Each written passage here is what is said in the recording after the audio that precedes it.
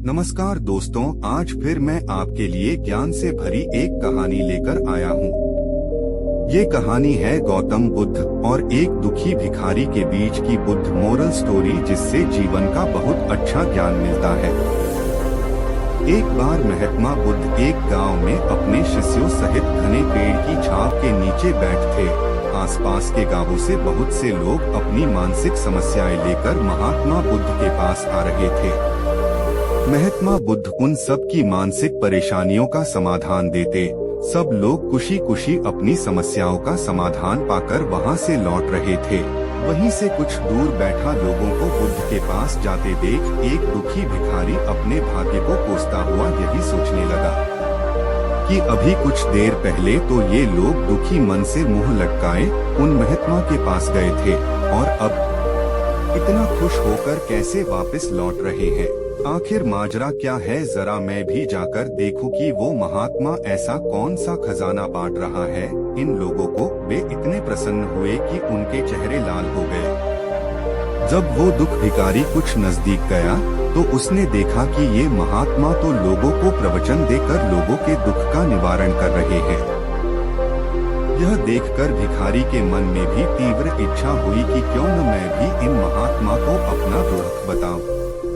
मुझे भी अपने दुख का समाधान अवश्य मिलेगा। बस फिर क्या था, समाधान पाने की लालसा लिए भिखारी महात्मा बुद्ध के सामने पहुंचा और हाथ जोड़कर प्रणाम करते हुए बोला, हे महात्मा बुद्ध, मैं भी लोगों की मदद करना चाहता हूँ। मुझे लोगों की मदद करने की बहुत इच्छा है, लेकिन मैं कैसे मदद कर सकता हूँ? मैं बहुत गरीब हूँ। मेरे पास न तो पैसे हैं और न ही कोई ऐसी चीज जिससे मैं किसी की मदद कर सकूं। मैं कोशिश करने पर भी किसी की मदद नहीं कर सकता। मुझे भगवान ने इतना गरीब क्यों बनाया? हे महात्मा, मुझ पर कुछ कृपा करो। इतना बोलते हुए भिखारी रोने लगा। महात्मा बुद्ध बोले, आप बहुत अज्ञानी हैं, क्योंकि आप अभी तक इस भ्रम में जी रहे हो कि तुम्हारे पास कुछ नहीं, जबकि दूसरों को कुछ देने के लिए तुम्हारे पास बहुत कुछ है। तुम बिना धन और वस्तु के भी दूसरों की मदद कर सकते हो। तुम्हारे पास जुबान है जिससे तुम मीठे शब्द बोलकर किसी के दुखी चेहरे पर मुस्कान ला सकते हो। इन्हीं शब्दों की ताकत से तुम किसी के भी टूटते हौसलों को फिर से मजबूत कर सकते हो। इन शब्दों की शक्ति से आप किसी के भी मन में सकारात्मक विचारधारा के बीज बो सकते हैं और उसे गलत रास्ते पर जाने से रोक सकते हैं। तुम्हारे दो हाथों से किसी भी कमजोर या लाचार व्यक्ति की सहायता कर सकते हो।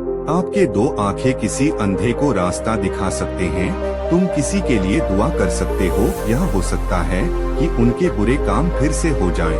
आप किसी के अच्छे स्वास्थ्य की कामना कर सकते हैं, लेकिन अज्ञानतावश तुम अब तक इस बात को समझ नहीं पाए और इस भ्रम में अब तक जीते रहे कि तुम्हारे पास मदद करने के लिए कुछ नहीं।